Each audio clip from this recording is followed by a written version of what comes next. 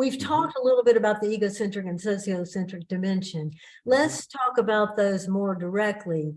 Now, the egocentric dimension is maybe not necessarily easier, but it makes sense that we are in our own minds. I'm in my mind. I think my views are right, or not going to try to protect those views. That's the way the ego naturally works. So that my very egocentricity is going to be a barrier to intellectual courage, because I'm going to want to keep egocentrically my beliefs in place, intact. With intellectual courage, you're saying, no, we're not doing that anymore. We don't do it like that anymore. We examine our beliefs. We're not afraid to examine the beliefs, and we know that a lot of the beliefs there are not sound. So it's a very different way of living. So we can see that ego, to the degree that we are not in control of our egocentricity, and don't see that as a problem, then we're going to have a lot of trouble with intellectual courage. If that we do that. Yeah, and it's related to what you said about identity earlier, in that in a very natural way, our identity is largely constructed by the culture we live in and the society we live in, and in the last couple hundred years by the nation we live in. And so when we're confronting sociocentricity, we're also confronting a kind of egocentricity in that my identity is at stake. So Thomas Paine, I think it was Thomas Paine, who said he wasn't a citizen of this or that country, he was a citizen of the world. And I kind of like to think of myself that way. But when I travel to other countries, independent of my beliefs, I bring a good deal of Americanism with me. I mean, it's deep within me that I've been brought up here. And I remember the first time I drove in Europe, and there were people who were going into my lane, and I'm thinking, get out of my lane. This is my lane. This is my lane. And in Europe, they don't pay that much attention to lanes, but I'm an American, and so this is my lane. There's ownership in it. So and I've corrected that one, but my guess is there are innumerably many of those that are operating in me, that are just deep inside me, that kind of constitute my view of the world and constitute my view of me. So there's a difficulty, almost an impossibility in confronting all of them, of course, but it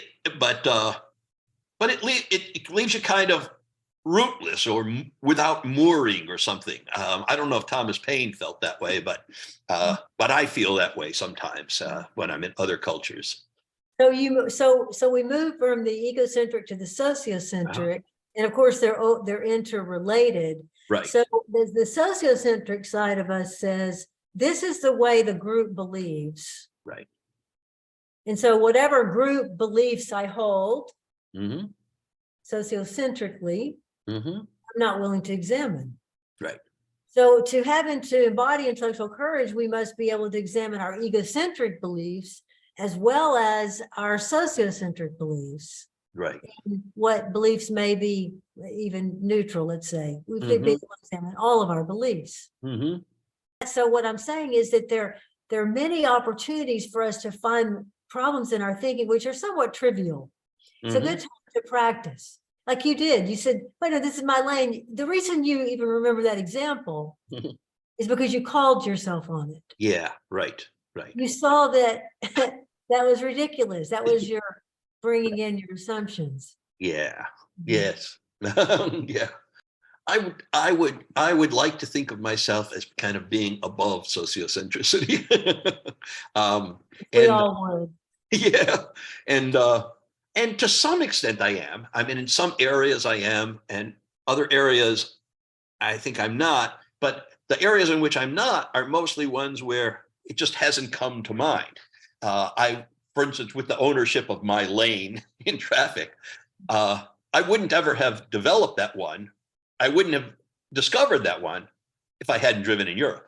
That is, it took external circumstances to draw it to my mind, plus a kind of habit of self-examination all over the place. But if I just examined myself, it would never have occurred to me to think that I own my lane, and there's something peculiar about that one.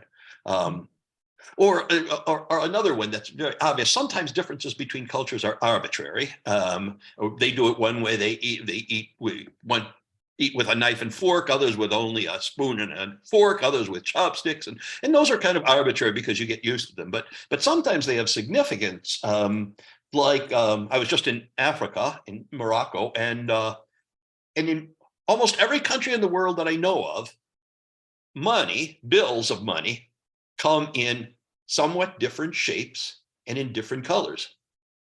In the United States, they're the same size exactly, and they have virtually identical colors, which means that if you're blind or visually close to blind, severely impaired, you can't tell the difference between a $100 bill and a $20 bill in the United States, right? You can tell the difference between coins, but with bills, you can't. Now, that seems to me to show that our money, the way our money is shaped, is flawed.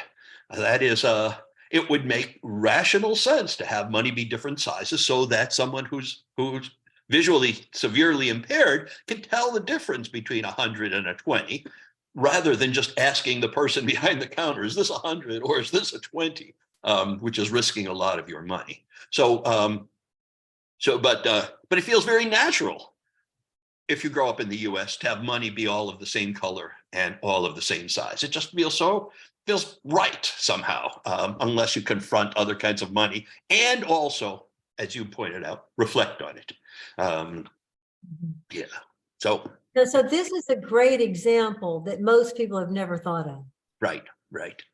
And anyone who's joining us should be thinking this is exactly the kind of example that shows how we take for granted that the way we do things is just fine. Yeah, right. And now we're introduced to an alternative view, and we ought to be moved by that. Right. Because now, if you're not visually impaired, maybe you are not moved by it because you don't, as it were, care. If you are an aspiring critical thinker, then you're going to have to be moved by the argument. And now the other side will come back with, well, it's much more costly to have these in different formats. It's going to be more costly for them to be different colors, although you didn't say they needed to be. You just were talking about size. Well, colors also, though, for low light situations, you can tell the difference with readily like that. Yeah. But there's going to be another, let's say, an alternative best argument. But that doesn't mean that alternative best argument will be better than the argument that you just gave, because either way, we're going to be ignoring the needs of a group of people. Yeah. And we can easily address that. Yeah. And one peculiarity of people is that virtually any belief, we can come up with a reason to justify it. I mean, we're just extremely good at creating an explanation, a justification out of nothing.